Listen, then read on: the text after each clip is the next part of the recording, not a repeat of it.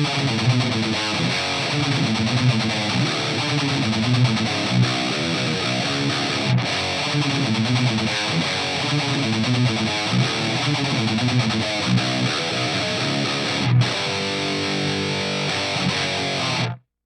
what's up everyone, it's Goose. Today we're going to go over the Bogner Uberschall model in the Boss GT-1000.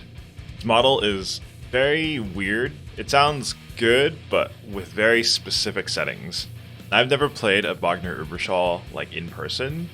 From all the videos I've seen of Kyle Bull and Christian Cole with the Uberschall and Uberschall modules, all the controls don't seem to do what you think they do. And that actually applies to this model right here, which is kind of cool, but also kind of annoying. The Bogner Uberschall has been used by guitarists like Jerry Cantrell and Mark Tremonti, and in the hands of those incredible guitarists, they sound great. However, this amp model in the GT-1000 is not quite what I expected it to sound like. I was able to get it to how I wanted it to sound, but it definitely took a lot of time. We actually had 2 live sessions to dial in this tone. The guitar I'm using today, by the way, is an FGN Iliad 7. I unboxed this in another video if you want to go check that out. But it has Fishman Fluence Moderns in them, and I'll be using Voice 2. I'm not really an active player. I don't really like active pickups, so the passive voicing is usually for me. So let's go over why this amp model is kind of hard to deal with. For one, this amp has a ton of gain. If you can see with the patch that I'm running, these are the settings that I ended up with. We ended up with right below 12 o'clock on gain and the lowest possible gain setting. With anything higher, this amp was so fizzy on the top end and no amount of EQ could correct it. So let's see what it sounds like on higher gain settings. This is on low.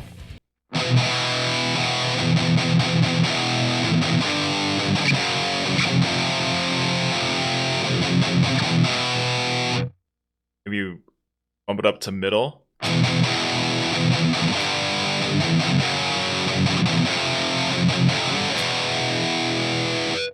Now high.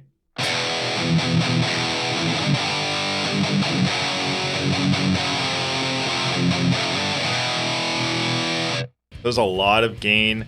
You don't really need all of it unless you're going for kind of that scoop tone, which actually this kind of does that scooped 90s tone pretty well.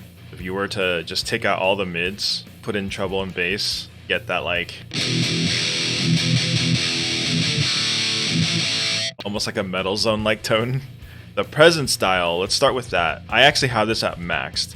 From what I know of a presence style on the Uberschall, it's more of a sweep than it is a level.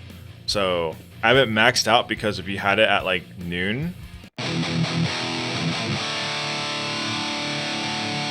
it starts to accentuate something a little bit different in the frequency response. As you increase the knob, it's also sweeping a certain frequency. I liked it at 100.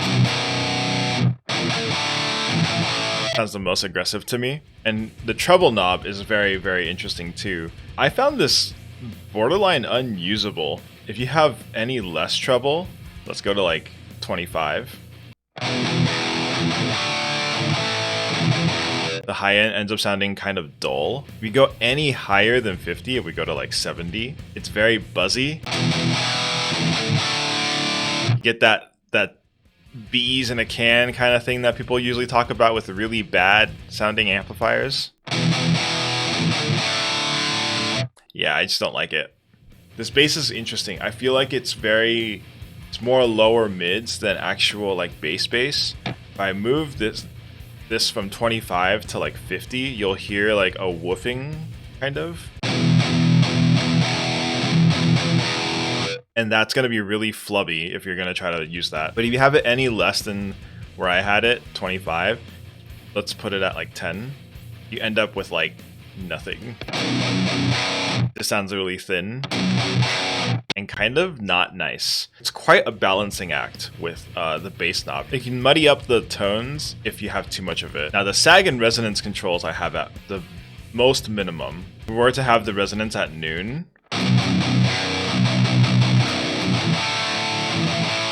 everything just doesn't sound as clear, and the resonance really doesn't do much for the bass because my bass is set low. It doesn't really add much, it just kind of takes away from the treble for some reason. Here's a D chord. And here's a D chord with the resonance on minimum. You'll see you'll hear a lot more sparkle through it, but it hasn't really affected the low end frequency for whatever reason. And then the last thing is the sag control. I actually don't like the sag control too much on the GT-1000 in general, but if we have it at noon, you get that really compressed, like, I don't even know what you would call that. And it just doesn't feel as like responsive anymore. So with it at minimum, you hear it, it's a lot more like it bounces back a lot more rather than just kind of compresses itself. And it's really noticeable on this amp model for whatever reason. So I would just leave this on minimum as well. And yeah, so that's a rundown of the EQ. Let's listen to this amp without a boost. So I was using a tube screamer, but let's look at it without a boost first.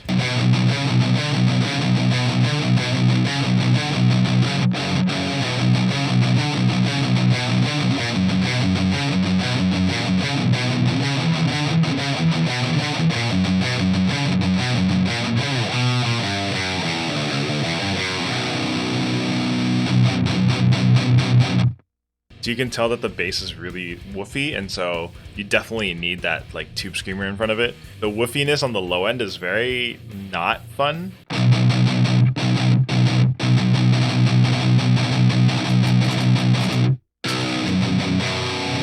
But here's what it sounds like with just the tube screamer.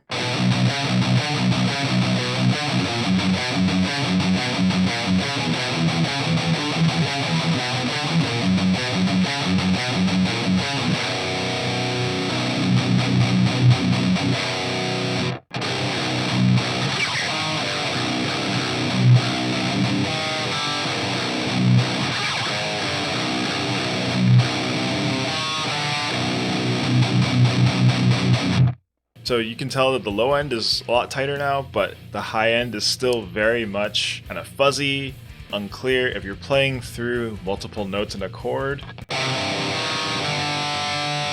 they're very not clear and distinct. So we're going to add an EQ blocking between the amp model and the cabinet. I tend to do this a lot with the GT-1000 amps. Maybe it's because they made their amps based on specific cabinets and they don't just work with other IRs. We're using a Friedman cab with B30s, and get rid of some of that high-end buzzing. We're actually going to cut the highs a little bit. It's about 8 kilohertz is where I feel like the highs are suppressed. And usually with this, what I like to do is on the high gain knob, I tend to push it quite a bit, 6 decibels. And that kind of brought the presence back from cutting the highs so much, but it's not nearly as buzzy anymore. A little clearer, and I think this is kind of the best you can get with this. Even though it's a little bit tighter, I actually think it still woofs a little bit too much. I'm going to bring 500 hertz down by just a dB with 2Q, and then we're going to cut the lows to about 50 hertz. I think it sounds really good now, and I think that this is a lot to do just to get it to sound good, but I actually do think the tone that you get with it at the end is really, really good.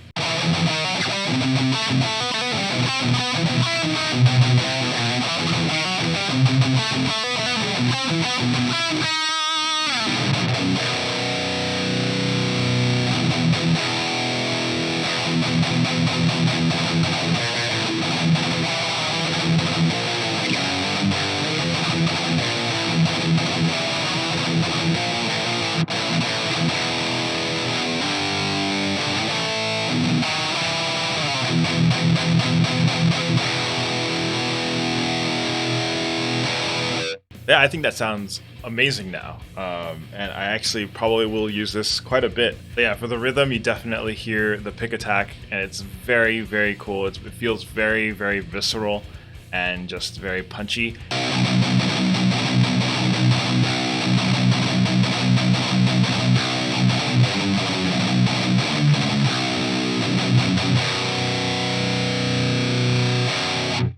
Compared to the other amps on the GT-1000, I think this one's probably just the most hard to wrestle with. And it also feels like it doesn't match very well with a lot of cabinets, so IRs that I was using. I had to really dig to find a cabinet that responded well to the mids of this amp. I remember there was another YouTuber who had tried to put their Bogner Uberschall with like an orange cab, and it just didn't work very well for them. All right, so let's check out a lead tone with the Uberschall. We're gonna add my usual EQ for leads, where I bump 1K a little bit. There's a bit of a bass cut as well, and then we're gonna add a reverb and a delay.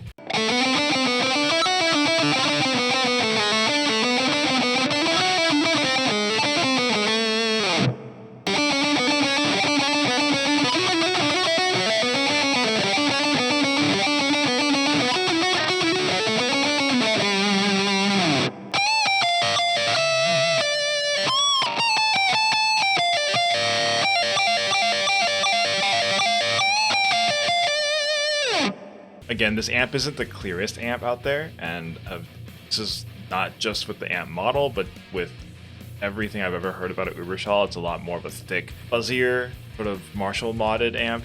I think the best part about the amp is definitely the pick attack, and I do kind of hear that through the leads as well.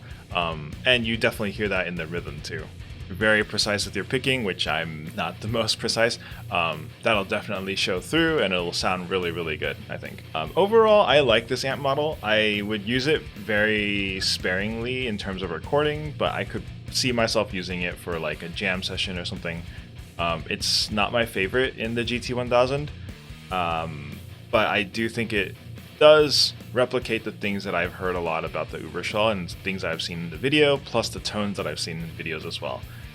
That upper end buzziness, luckily in a modeler, you can kind of just fix that with EQ. Personally, I don't know if I would go out there and buy an Uberschall myself, but I think it's a pretty cool amp. But that's going to do it for me today. If you like what you see, please like and subscribe. We do streams every Friday afternoon to dial in more amp models within the modelers. We're going to do probably 1 or 2 more for the GT-1000, and then we're going to switch over to an HX Stomp and see the amp models in there, and we're just going to keep doing the cycle of doing a live stream to try to dial in a tone as well as a review. Hope that helps with anyone trying to dial in an Uberschall on the GT-1000, and that's going to do it for me. Stay safe and take care.